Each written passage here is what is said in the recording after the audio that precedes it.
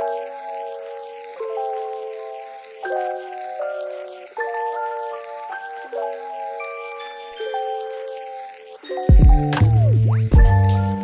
and welcome to the Smart Beauty Podcast. I'm your host, Viola Levy, beauty journalist and founder of copy-led branding agency, Smart Beauty Creative. Today I'm joined by Brooke and Joely Walker, two co-founders who are on a mission to help people poo properly, and it's about time too. Their brand, We Are Regular, is a wellness supplement that takes the stigma out of struggling to crap. And the girls are more than willing to talk about it, particularly Holly, who suffered with it for 17 years herself. These two met in a Leeds nightclub at 16 and each went on to build careers across beauty editorial, talent management and brand strategy. Holly spent 5 years working for the formidable Caroline Hirons on Skin Rocks as commercial director, while Joely was beauty editor at Elle magazine and later Grazia. The two then decided to team up and launch a brand together based on what they say was the ludicrous amount of supplements and pills Holly was taking, and in true founder fashion decided there's got to be a better way. What I love about this conversation, I mean, the girls were just a dream to chat to, but I loved their absolute refusal to dress it up. There was no, digestive wellness or gut support, just poo. We cover the disparity between how men and women approach this stuff, the weird male audience that they've attracted on TikTok. Seriously, I had no idea that certain fetishes existed until I spoke to these guys. It's pretty grim. And also why Northern women seem to have a knack for launching brilliant businesses. It's true. Let's get into it. So, Joely and Holly, it's a real pleasure to welcome you on the podcast. Firstly, congratulations on the launch of We Are Regular. Some might say it's a really ballsy move. You've built a brand around a topic that most wellness companies wouldn't touch directly. First, what made you confident that there was a market for that level of honesty? I think the fact for the development of the brand, and the brand originally literally has come from my lived experience with constipation. And it was something that I know we'll get into the story of how the brand really came to be, but it felt, I can't say how, it felt so natural, the whole journey of how this brand came to be. It wasn't contrived, it wasn't forced. I've had chronic constipation for 17 years of my life, and I have just never ever found a solution that worked, and I've been promised the world and it's under-delivered and everything. So the way that the brand kind of came to be almost feels like it's been almost 20 years in the making. Do you know what I mean? It's so true. Yeah. And then, Joe and I were at a lunch one day a few years ago, and I was there and I was just taking so many pills. I was taking so many supplements. I'd figured out this kind of concoction of things. And Joe just looked at me and said, "What are you doing? We're taking 30 supplements. It must cost you a fortune." And she was like, "We need to make this brand. We need to call it Regular, and it needs to not cost the earth." And that was it. And then obviously then the journey then sort of really kicked into gear, but I can't express how natural it felt. So for us, the decision of touching something that no one else, it felt so right. It was the only thing really that kind of felt, like the right thing to be doing.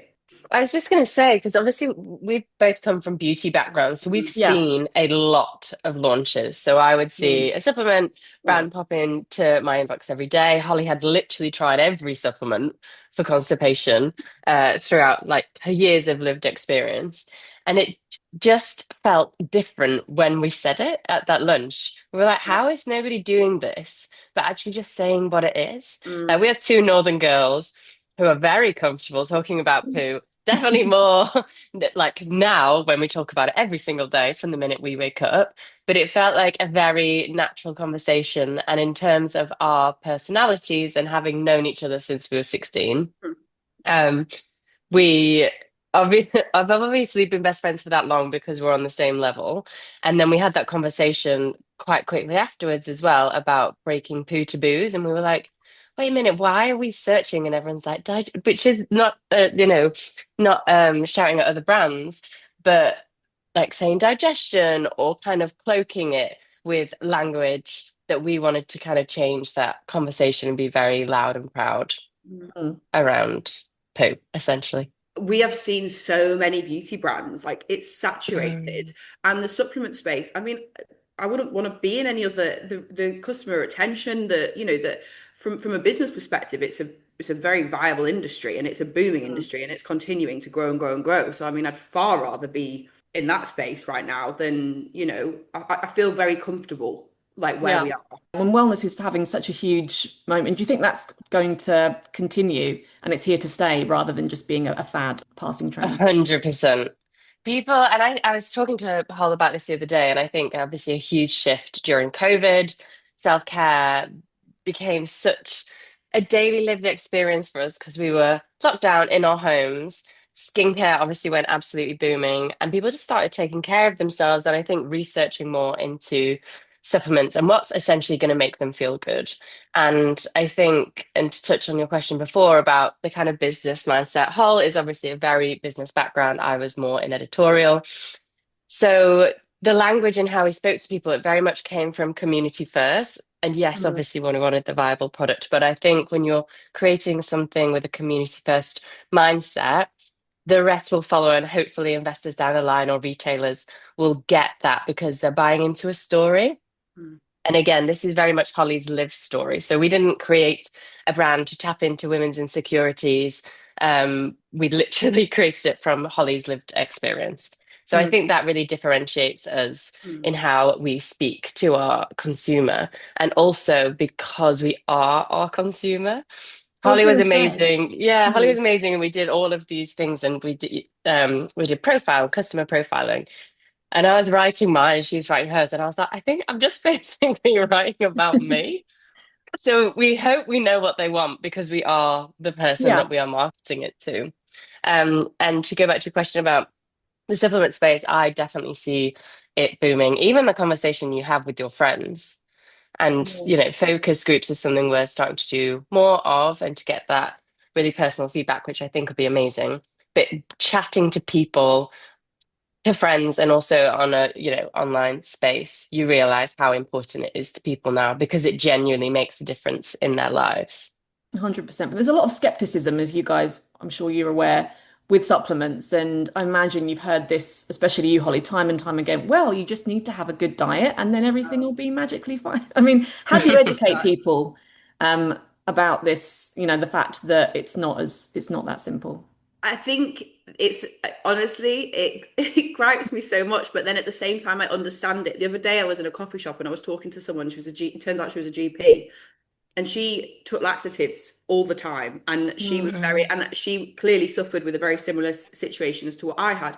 And I told her about my brand, and even as a GP, she was like, "Don't, not interested, it won't work." Da, da, da, da. And Wow. she obviously sees so much, and I think that's the thing, like throughout the years of like I've spent so much money and so much time trying to kind of like bang the drum of the fact that I knew my normal was not normal, despite the Mm. fact I was told time and time again. I was someone who went like once a week, sometimes as long as 2 weeks, 10 days.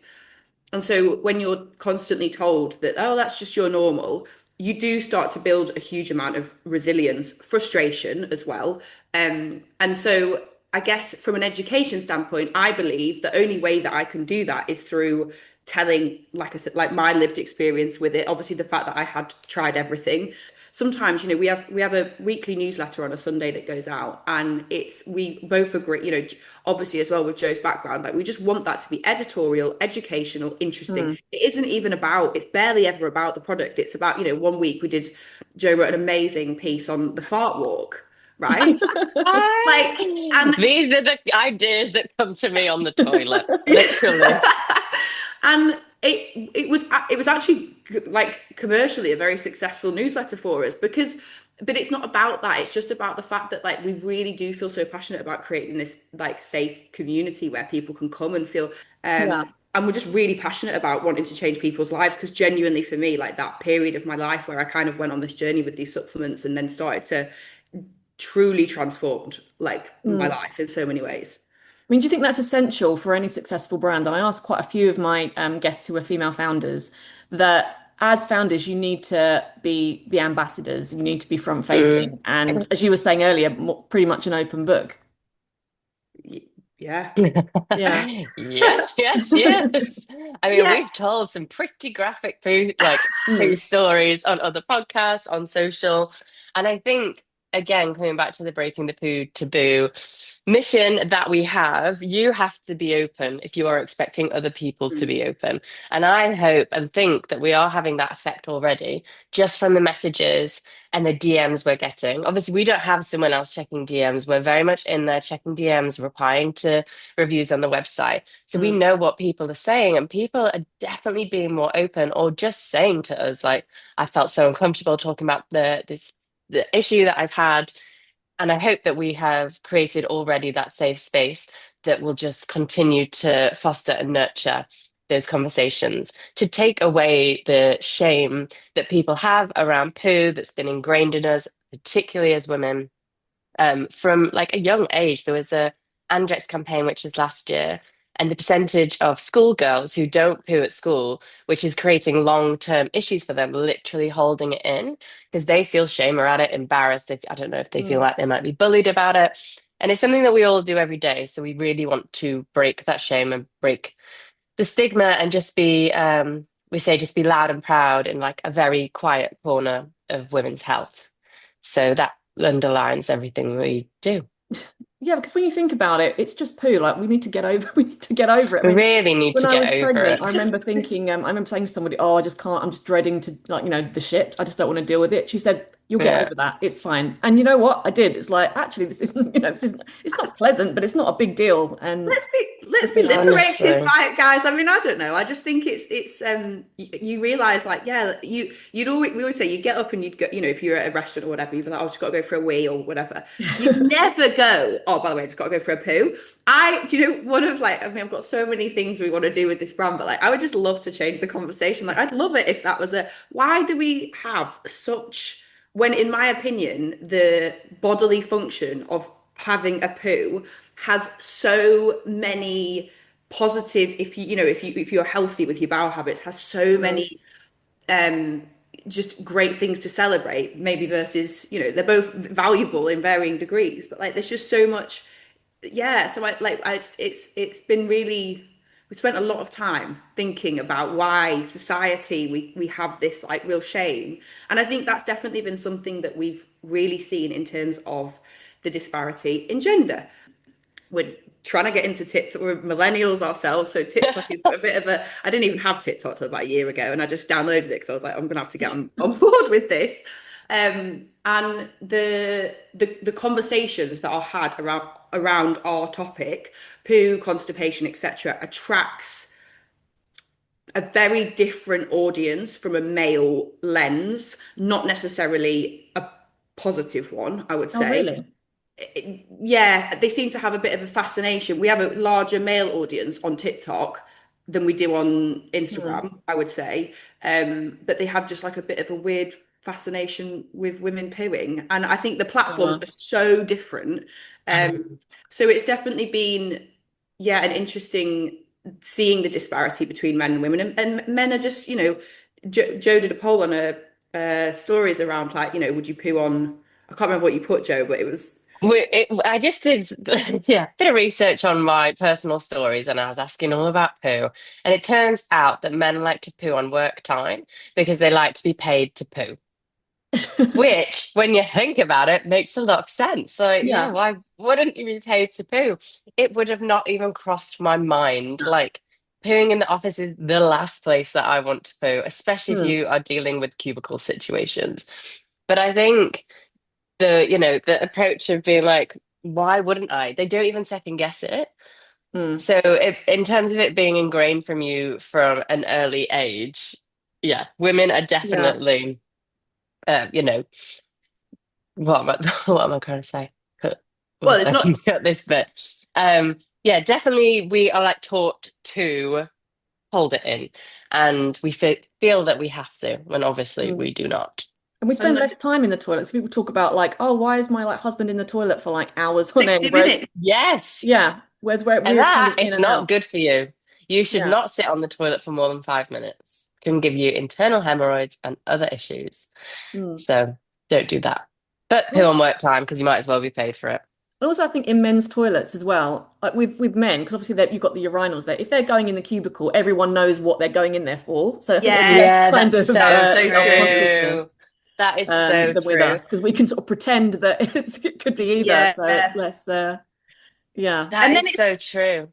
then it's also about we did a content piece the other day on trade Celia's trumps, right? And they were on this, I think was it this morning or morning TV, one of the morning TV shows. And Richard was saying, he was like, oh, they were talking about, and they're like, how can a woman so petite, so ladylike, da da da da.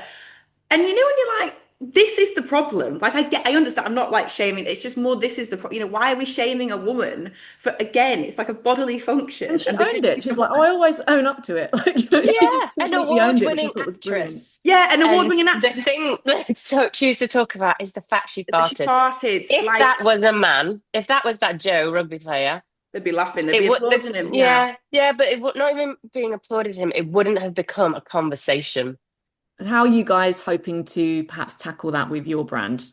I Yeah. think who we partner with is a big thing. We are having conversations at the moment with charities that we can, you know, work with, just because Mm, I think one of the biggest things really is like awareness as a whole. I actually, now being very much in it every day, I've realized how little conversation there was before. yeah. So so for me, I really do feel like the ignition of conversation around this topic has been seen from our impact in a really short space of time, which I'm really like proud of. And we're only kind of Mm, really just starting. And so I think obviously, you know, leaning into the partnerships, had the people that we partner with, we understood at the beginning we were going to have to kind of lead the charge with it, because we have Mm, realized that, you know, some people just don't and on reflection, I think that's why a lot of brands have kind of not been brave enough to go there, because I think the majority, because it was seen as too much of a risk, and you know, they lean into the cold digestion, like very lax kind of, like they don't really, you know, say it how it is, and just general gut. So I think it is it's choosing partners and having people building this kind of like army of people mm. that are feeling confident about talking about it. Things like I don't know if you saw that Billy Piper thing. What was it called? Like I Hate Susie, Oh where yeah. one scene she's just on the toilet and like and you can hear everything. And I remember just being so shocked because you don't normally see that on on yeah, it feels TV Yeah. and just so things intimate.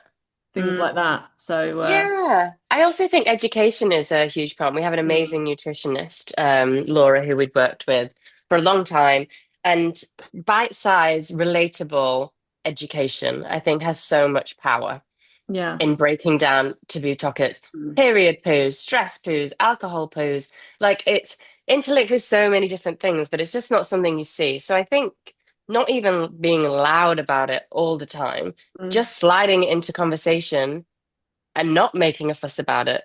Like this is normal that we can talk Mm. about this. mm, And the more people see that and the more people see education around that, and education, like Holly spoke about the charity angle, was something we wanted to do from the beginning.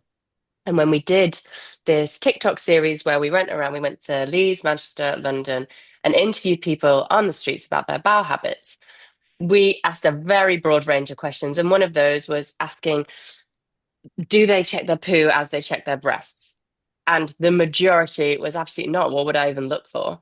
So I think having the education side around that as well, which is so important to check your poo, mm. is I think going to help break down those boundaries too. No, for sure. Because things like bloody, having bloody stools, that can be a sign Yeah. of cancer and things like that. So Yeah, it's so important. exactly. And I think the biggest thing with that as a topic is the awareness piece. Like they've said Mm, to us, you know, if from early detection you have a 9 in 10 chance of surviving. If you detect it too late, you have a 1 in 10 chance.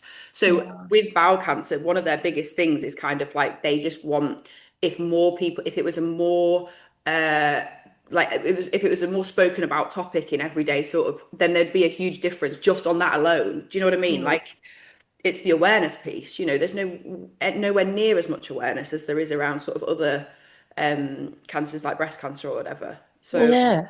And don't put off that appointment. I have had doctor's yeah, fingers up my bum. I same, have lovely. pooed in pots. That is nothing to be shameful about. If you have Mm. blood in your poo, go to the doctor. It doesn't matter Yeah. if it's poo. They see that every day. They don't care. And yeah, we just want people to have the mindset that they don't care Mm. either, because it can quite literally save lives. Yeah.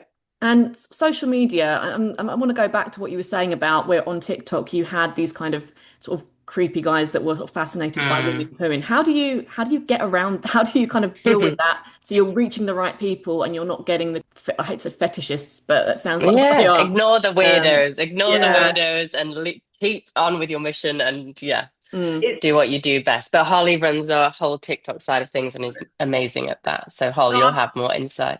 I mean, it's you do exactly that. You do just kind of have to. I'm going to be honest. It totally took me by surprise. I just did not Yeah. think that that was going to be something we'd face into.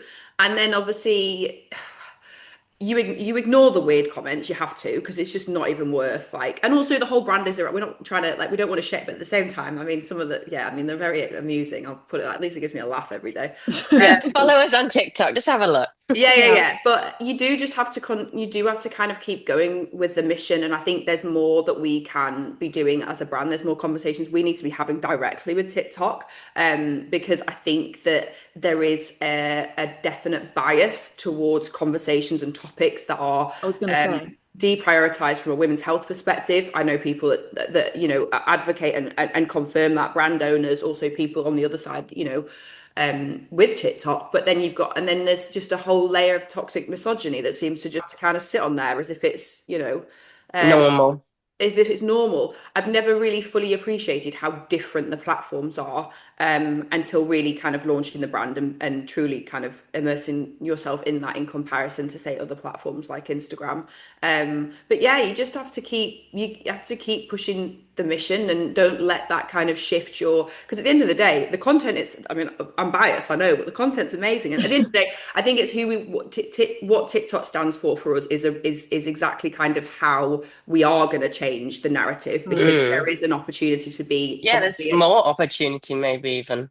yeah, and it's just about how you yeah just advocate for that and keep pushing. And I think if anything you should really be able to get away with, you know, having kind of more off the wall conversations, because I'd Mm. say, you know, Instagram's maybe a little bit more polished than what TikTok is. And so if you see it like that, and I guess it is, like I said, it's just working with you know TikTok directly and just continuing to keep yeah hammering the message, because it's not like what we're doing is weird, it's seedy. Do you know what I mean? Like No, we're just, exactly. we're just having conversations Yeah. around and you can't ever really you can't get rid of those people. They're gonna kind of always be there, and it is Mm. definitely shifting. I would say in terms of like our stats, but at the beginning it was, before we launched, it was yeah very heavily.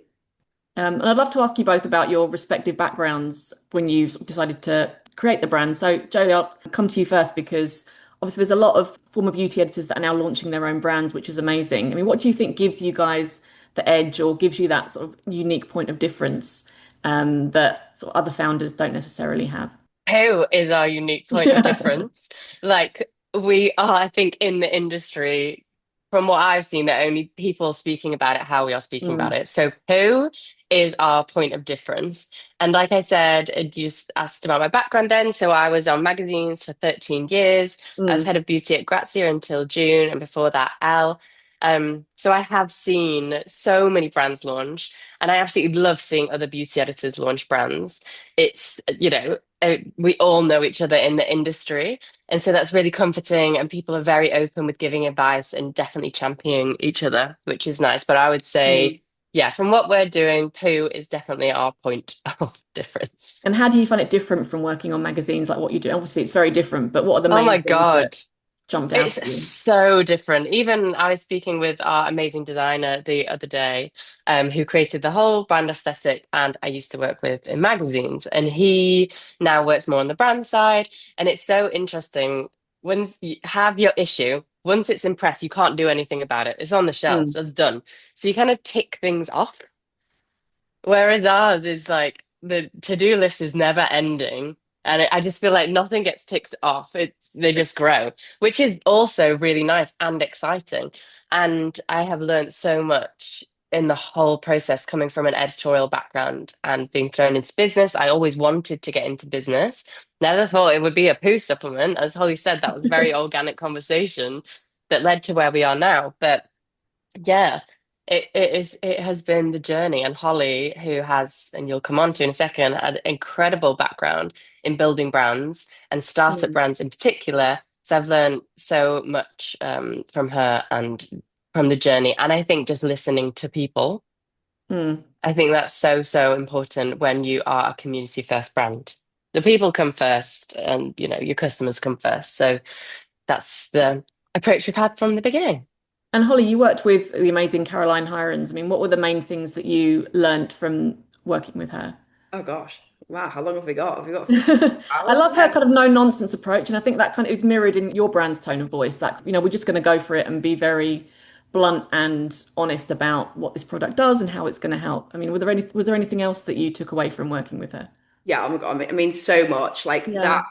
I was there with her for 5 years, and at the big, there was, three of us at the beginning, and by the time I left, there was 50. So the business went through a huge amount of growth, Yeah. and we didn't even have the skincare brand when I first joined. It was back in 2020. So there was so much that I got thrown into in that role. And before that, I was in talent, so I was helping other talent and influencers build brands, and that was how I Mm. met Caroline because of that. Yes. Um, and so I was completely thrown in at the deep end. And until that point, I went in as the head of operations. Like it was not, she just saw something in me and just said, you can do this, just crack on. And so I really appreciate her trust in me being able to deliver on that, because in that experience, like I fundamentally got to learn how every aspect of a business works and how to build a brand in a way that Caroline and has done with Skin Rocks. That such a privilege. Yeah, you're both northern. What it seems to me that there Can are, you yeah, tell? How did just so you you know. guess? How did you guess? I think there's just so many. I'm going to be blunt, like bloody amazing northern women launching businesses. I mean, what is it Obsessed. about you guys that it just seems like you've got this like knack of, you're just so Oh, business savvy really? and just so bloody good at it. Why do you think that is? Oh. Just from my own perspective, No, just I being love that. Yeah, just yeah. Look, generalizing, I mean, but I just love feels to like there's hear something that. about, that kind of precision. It's very kind of very accurate, very sort of, and also that sort of no nonsense as well approach that I think you were saying before, and that lack of pretension, I Yeah. think I, Maybe the I no nonsense thing is a yeah. northern thing because it's just what you grow up with. So I guess yeah. maybe us feeling more because of that no nonsense thing, we've probably been more comfortable talking about poo for our whole lives. Maybe then, yeah, maybe more so, which, organically led to the conversation, which organically led to the brand. Mm. So And I think the fact I don't that know. What do we've you known think, each other. Nicole? We've Yeah. known each other 20 years, you know what I mean? Like that you can't really bottle up that. And so many people warned us against going into business and Mm, together, because I get it, it's a risk, whatever. But I would That also mixed argue business and that friendship and all that. yeah, yeah. but we're both grown ups, and we can have, you just have to have the conversations, and our friendship always is going to be, the most important thing to us. And I would rather have that chemistry. I would rather be working alongside someone with that chemistry than not Mm. have that. So I think we would have been foolish enough to let that be, and not that we ever would have, but to let that kind of be a reason as to why we didn't. And then in terms of kind of the precision, I must be honest, like I do really feel super strongly about how Joe and I could not be more different in some respects in our backgrounds. And I think there is no two people that could have been put together based on our different levels of experience and the backgrounds that we've had. We kind of have every aspect of a brand. Do you know what I mean? Mm. Like press, marketing, commercial, operations, every single aspect that is finance. Do you know what I mean? Like we both have had experience, whether it's both of us or individually, in every area of what is required. And I think you can really feel that, like in the brand. Do you know what I mean? And I think that's, don't get me wrong, I think that's a huge advantage, I guess, that we have had. But that wasn't, we didn't set 17, how many years ago it was, when we were at university, thinking, oh, meeting each other in a nightclub in Leeds. We thought, oh well, these, you go Yeah. that Which way, we I'll go shouldn't this have way, and been then we'll at come back 16. together. Yeah, at the end. Yeah. No, it's But Um, also amazing. going back to the northern thing, and something that I think brands maybe do is they leave northerners out. Exactly. It's a Like very London why? events are centric always, it's all industry. like That's the all problem. the And events are in London. This is in yeah, London. Let's do this sampling in London. Do not leave the North out, and do not underestimate the North and how much we love beauty and Mm, how much we yeah. will You just spend need on to look at beauty. places like Liverpool. I mean, yeah. it's just such an 100%. We amazing went to beauty uni in culture. We are from Leeds, went to uni in Manchester. Northern through and through.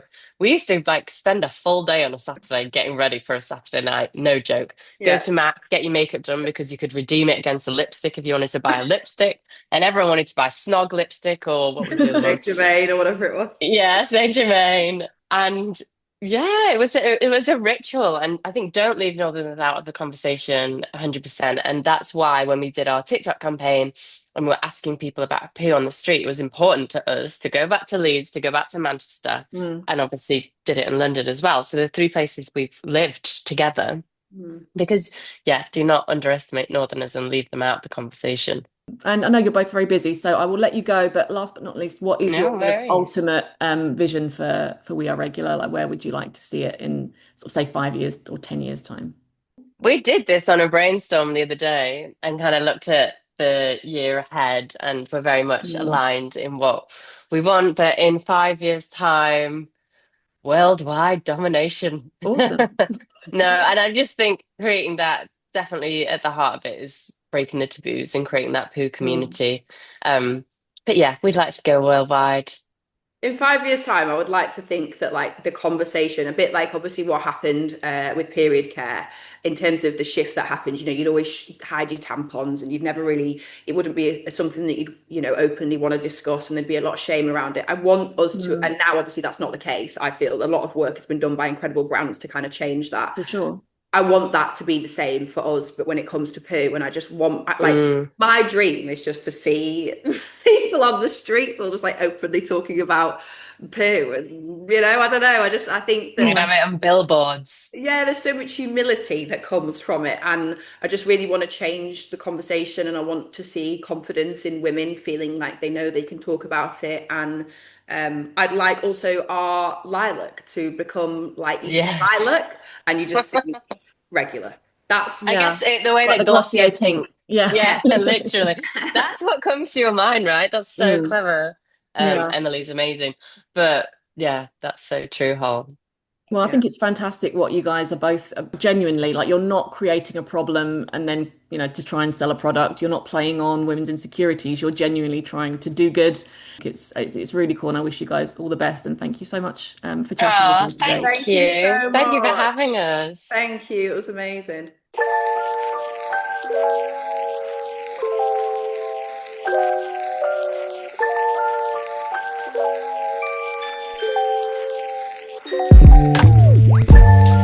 I hope you enjoyed that episode.